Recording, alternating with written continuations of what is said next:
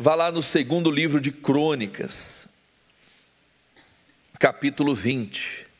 Esse homem enfrentou uma batalha muito grande, mas ele permaneceu e Deus deu a vitória para ele. Segundo livro de Crônicas, capítulo 20. Vocês encontraram? Segundo livro de Crônicas, capítulo 20. E sucedeu que depois disso, os filhos de Moabe e os filhos de Amon, os amonitas e os moabitas, e alguns outros dos amonitas, nós vamos ver que eram das montanhas de Seir, vieram a peleja contra Josafá. Irmãos, olha só, 3 povos se uniram e vieram contra Josafá, contra o povo de Deus.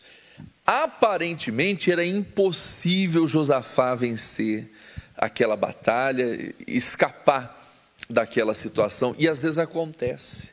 Às vezes o diabo parece que une forças, ele usa pessoas, às vezes pessoas influentes, pessoas que aparentemente, humanamente falando, são poderosas e tal, e vem, não só através de pessoas, usa pessoas, mas através de enfermidades, doenças, enfim, parece que a luta se levantou, a guerra se levantou de uma maneira que vai acabar com tudo, e às vezes surgem situações como essa na vida.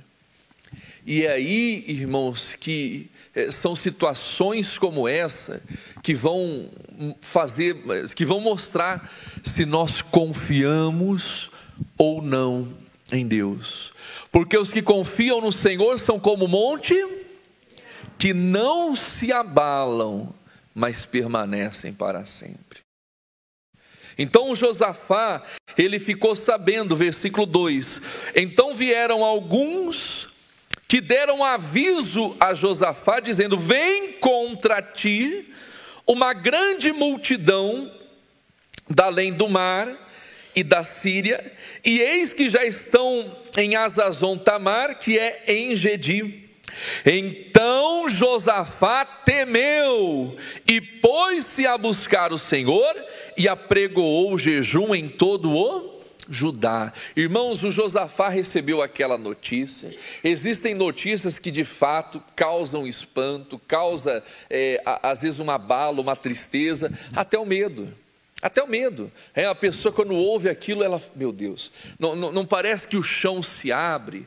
Pastor Helder, quando trouxeram aquela notícia, quando eu soube do meu filho que estava envolvido naquela situação, ou quando eu soube do meu marido, da minha esposa, que virou a cabeça, que está querendo sair de casa, quando ela veio com papel de divórcio, de separação, que já estava correndo atrás, com os advogados, é como se o meu chão tivesse aberto e eu caído num buraco. Quer dizer, a pessoa fica sem chão com determinadas notícias. É o laudo médico, é o diagnóstico que realmente comprovou aquela doença que ela tanto temia.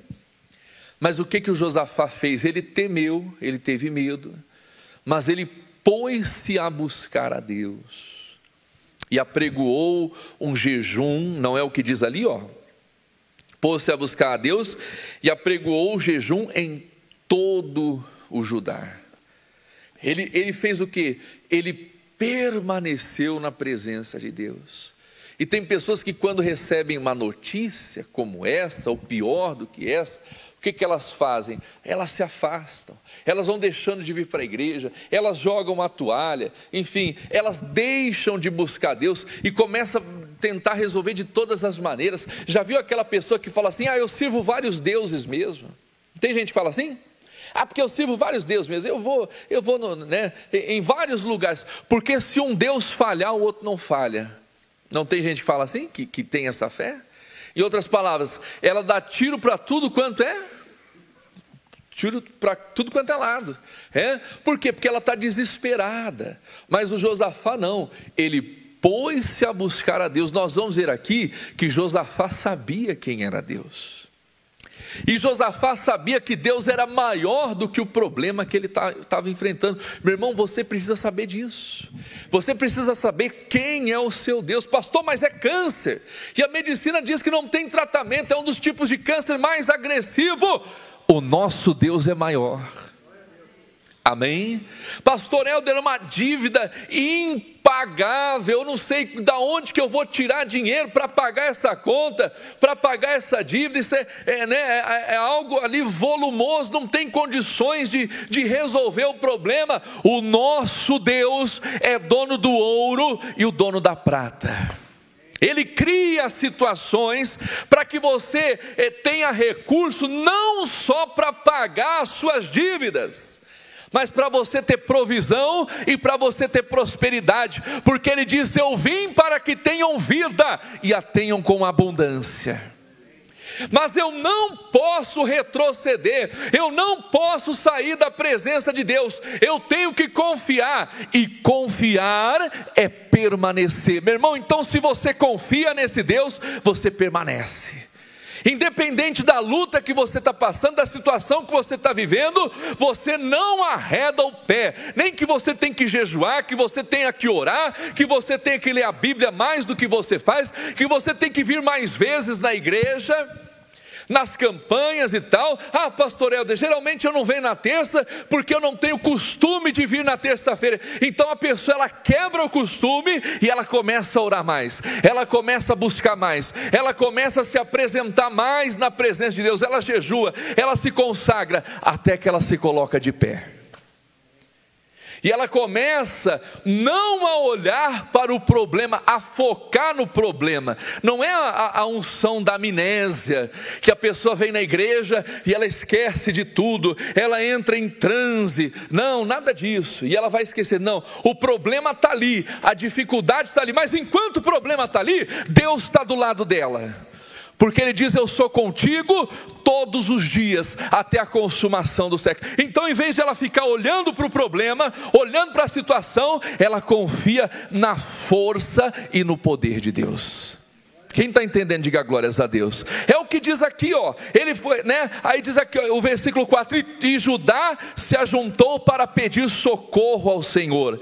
Também todas as cidades de Judá vieram para buscar o Senhor. E pôs-se Josafá em pé, aonde, igreja?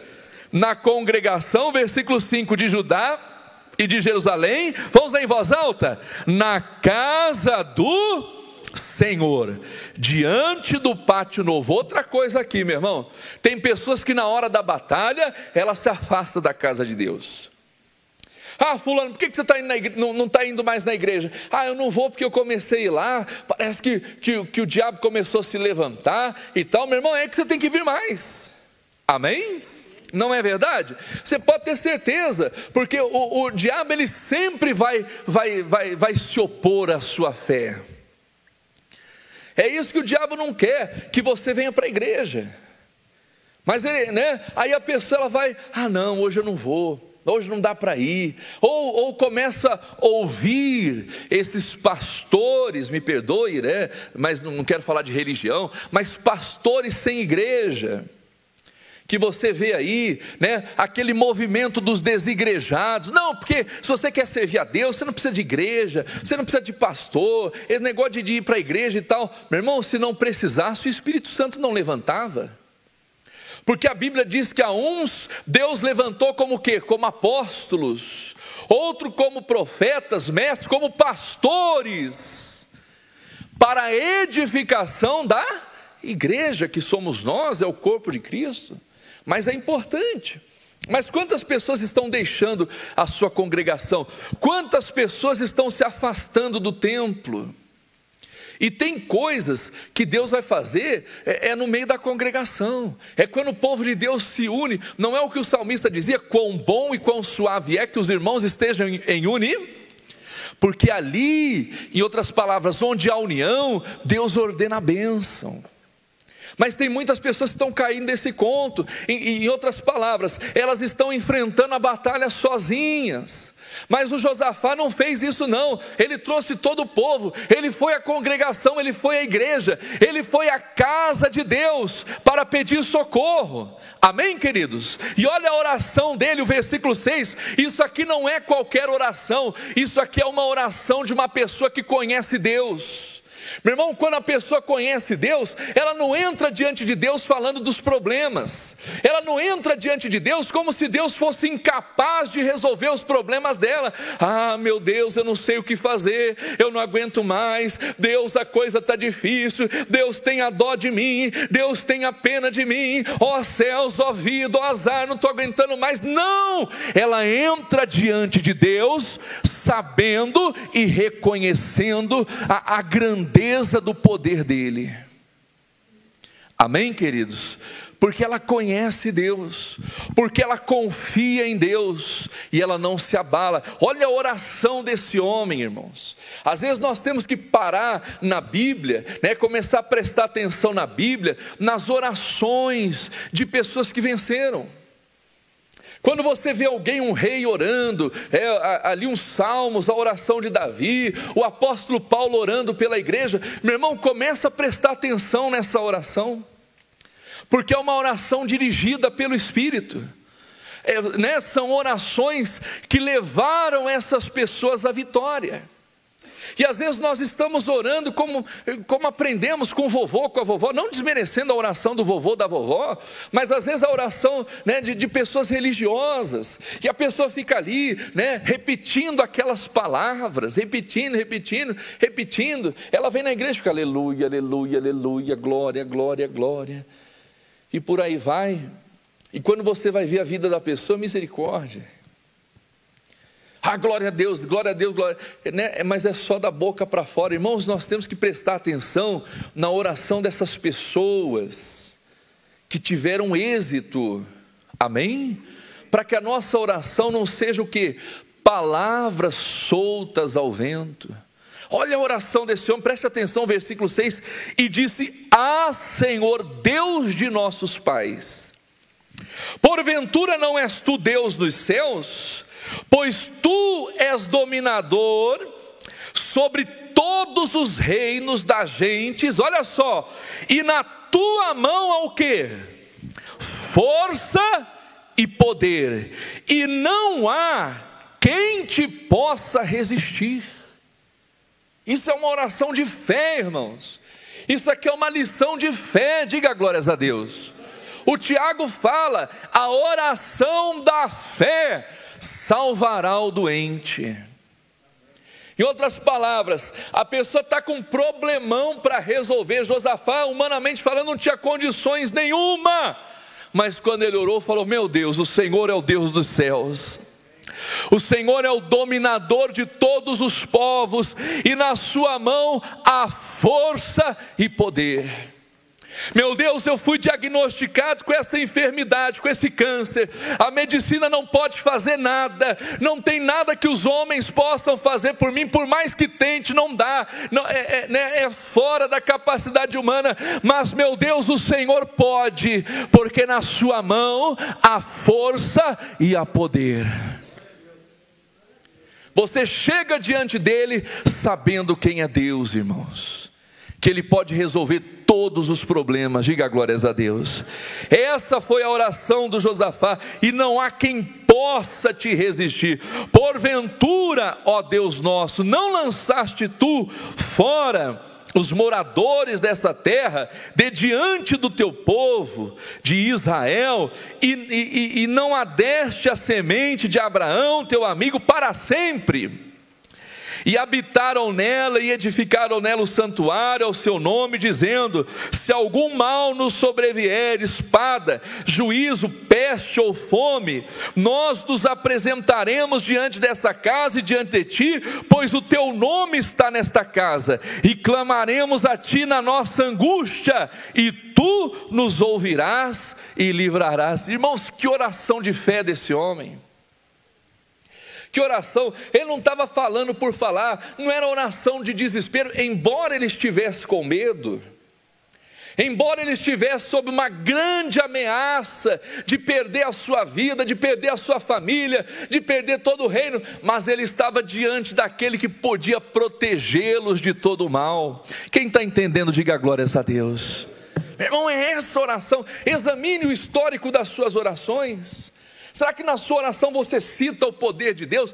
Porque você conhece. Jesus diz: errais não conhecendo as escrituras e nem o poder de Deus. Ele estava dizendo aqui, ó, meu Deus, o Senhor não prometeu para Abraão que essa terra seria nossa para sempre?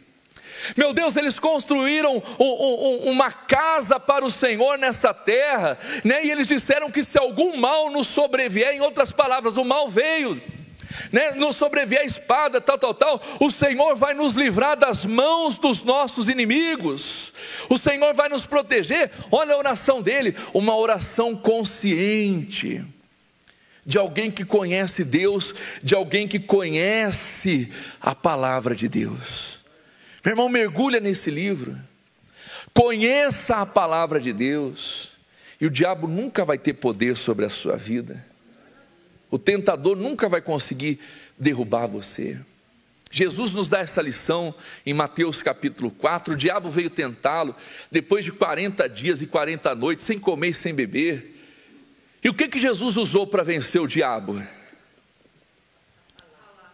Está escrito, amém? Nem só de pão viverá o homem. Está escrito, não tentarás o Senhor teu Deus.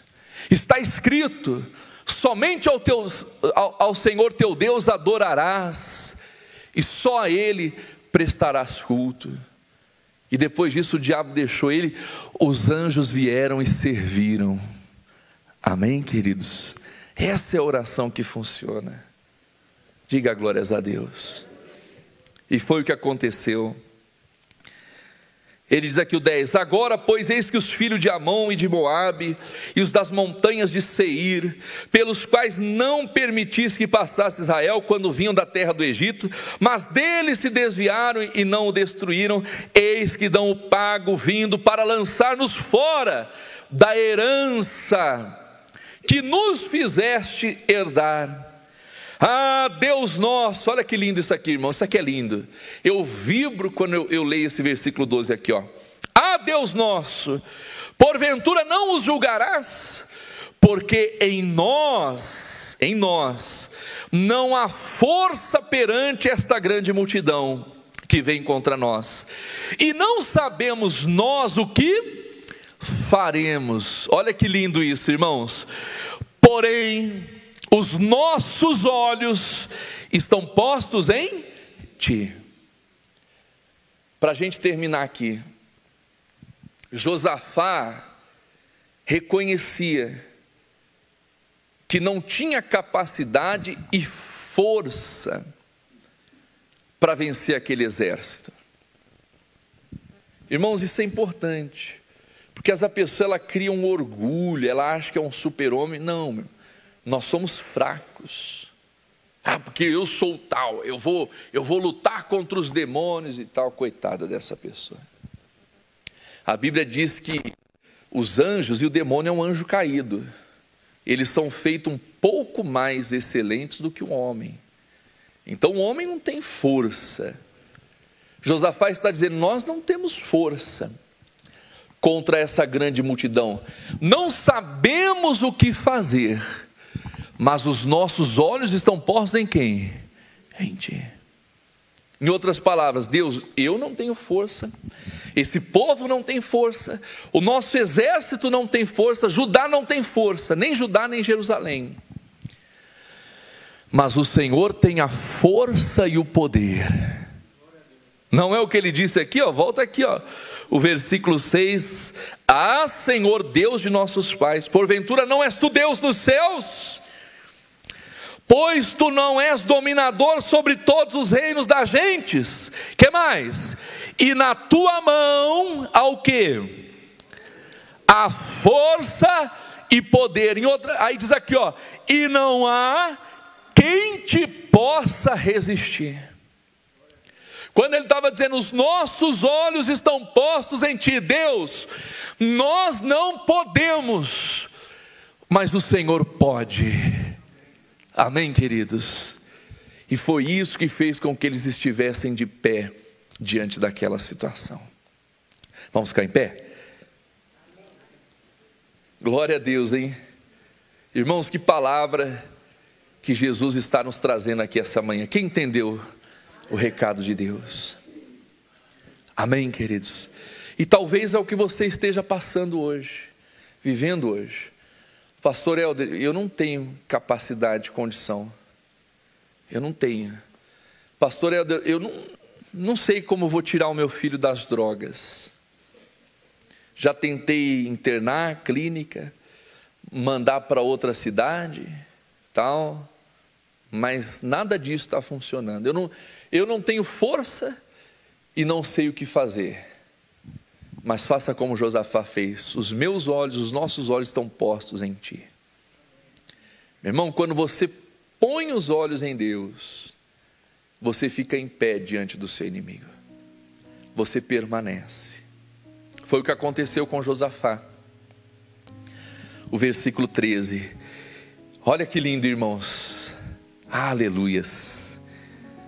E todo Judá estava em pé perante o Senhor. Meu irmão, é essa a posição do Filho de Deus.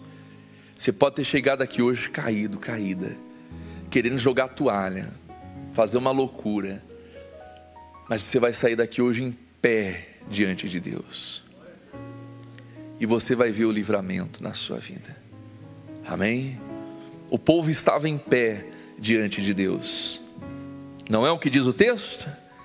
E olha que bonito, o povo, todo Judá estava em pé perante o Senhor, como também as suas crianças. Pastor Helder, meus filhos estão presenciando brigas dentro de casa, por causa de falta de dinheiro, falta do que comer, de recurso para pagar as contas. Eu e minha esposa temos brigado constantemente, e os meus filhos estão presenciando isso, e assim como nós estamos caídos, prostrados diante da situação, eu tenho visto a minha família da mesma maneira. Meu irmão, mas Deus te põe de pé hoje. Amém? Não só você, mas o seu cônjuge. É o que diz ali, ó. Todo Judá também, como as suas crianças, as suas mulheres e os seus filhos.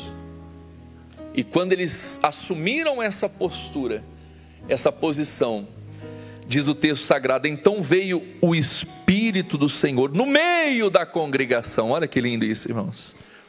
Estavam congregados. É importante você trazer o seu filho para a igreja. É importante você trazer a sua família para a casa de Deus. Ah, pastor, mas meu filho dá muito trabalho. Deixa dar trabalho. Ah, mas eu só tenho reclamação das tias, das professoras da escolinha. Elas estão ali para ensinar. Amém? Posso contar uma coisa para vocês antes de orar? Eu lembro que minha mãe, desde pequenininho, eu herdei a fé da minha mãe. Minha mãe sempre foi uma mulher de fé. E ela, né, nós somos em 4, e tudo pequenininho, e ela arrastava nós 4 para a igreja. E às vezes eu presenciava brigas entre ela e meu pai não concordava e tal, aquela história toda. Hoje, graças a Deus, meu pai é uma bênção. Mas na época eu não concordava e falava, você está indo para a igreja, essas igrejas, você está indo lá para dar dinheiro para pastor. Quantas vezes eu ouvi isso?